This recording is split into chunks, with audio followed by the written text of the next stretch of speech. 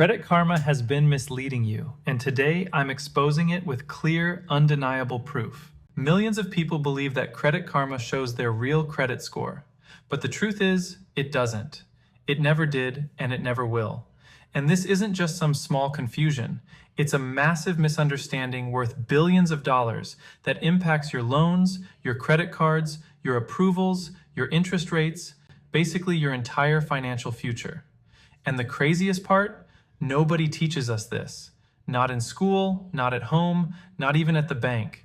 So today, I'm breaking everything down in simple terms. No fluff, no corporate nonsense, just the truth you should have known a long time ago. If you've ever checked Credit Karma, even once, this video is going to completely change how you look at your credit. But let's be real for a second. The main reason people use Credit Karma is because it's free. And I get it. If it's free, we're all in. People love anything that costs nothing. We download it, trust it, depend on it, even screenshot it. Then we walk into banks or dealerships waving that score around like it's the absolute truth, but it's not. Here's the small detail Credit Karma doesn't really highlight. It's not the score lenders actually use. Over 90% of lenders rely on FICO scores, not Vantage Score, which is what Credit Karma shows. Did Credit Karma clearly explain that to you? No.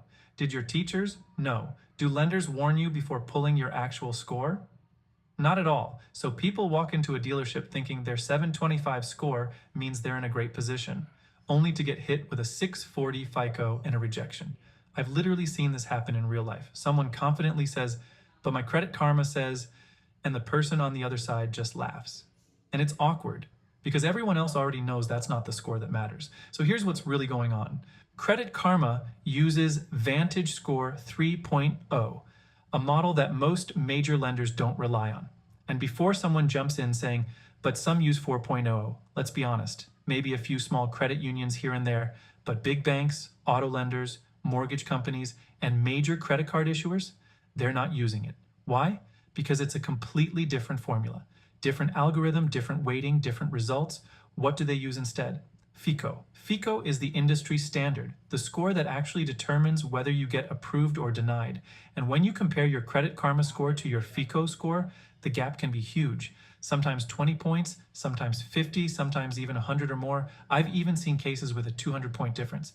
And yes, that happens more often than you think. Credit Karma already knows your accounts, your balances, your payment history, your utilization, but they still show you a scoring model lenders don't use. Why? Because you're not the customer. The advertisers are. Credit Karma makes money by recommending financial products, not by giving you the most accurate score. Let me show you something that really exposes this. Credit Karma showed my score at around the mid 600s. Let's say roughly 673 with TransUnion and 680 with Equifax. Sounds decent, right? Now compare that to my actual FICO scores. My Equifax FICO was over 800 and my TransUnion FICO was even higher. That's a massive difference, well over 100 points. Now some people might say, well, mine is only off by 10 or 15 points, but that still matters. Even a small difference can change your interest rate, your approval odds, and how lenders see you. Imagine thinking your average credit when you're actually excellent, or the other way around. That difference costs real money, but it doesn't stop there. Because Credit Karma isn't just about showing you a score, it's designed to push you towards certain credit cards, cards that make them money. For example, it might show you that your chances of approval for premium cards are just fair or good, even if you already qualify or even already have them.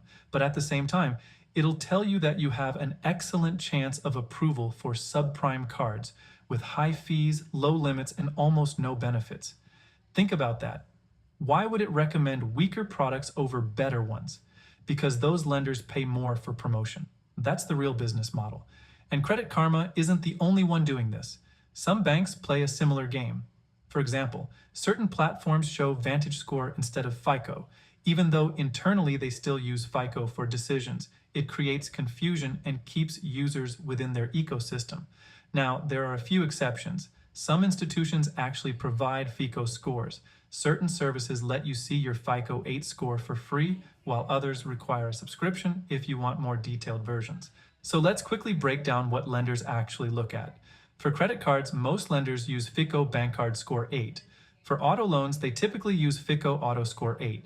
And for mortgages, they rely on older models, FICO 2, 4, and 5, which are often lower than your standard FICO scores. That's why people get shocked during home loan applications. They think they're qualified based on one score, but the lender is looking at something completely different.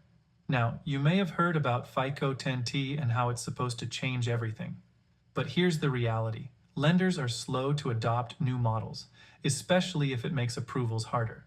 And if approvals go down, profits go down. So while people keep talking about new scoring systems, the current ones are still dominating the industry.